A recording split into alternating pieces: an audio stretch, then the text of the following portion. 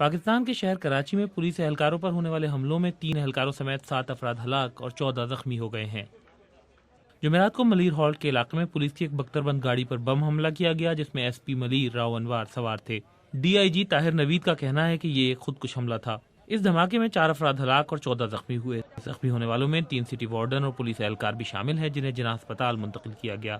ڈاکٹروں کے مطابق زخمیوں کو زیادہ تر سینے اور سر پر زخم آئے۔ ابتدائی معلومات کے مطابق بم دھماکے کے لیے ایک موٹر سائیکل کا استعمال کیا گیا اور بظاہر ایس پی راؤ انوار کو ہی نشانہ بنایا گیا، تاہم وہ اس حملے میں محفوظ رہے۔ بم ڈسپوزل اسکواڈ کے سب انسپکٹر کا کہنا ہے کہ بم 4 کلو وزنی تھا اور اس میں بال بیئرنگ استعمال کیے گئے تھے۔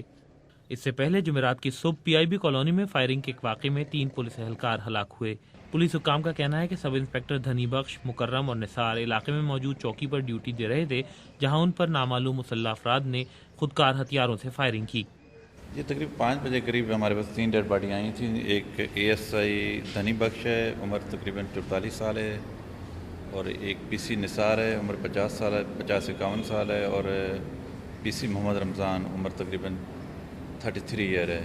تینوں کو بلٹ اپنا انجریز تھیں، بلٹ انجریز، اور تینوں ہی ہمارے مردہ حالت میں لائے گئے تھے جناح میں تقریباً 5 بجے قریب۔ آج کل کراچی میں ایک بار پھر سیاسی، لسانی اور فرقہ وارانہ کشیدگی عروج پر ہے اور حالیہ چند دنوں میں پرتشدد واقعات میں درجنوں افراد ہلاک ہو چکے ہیں۔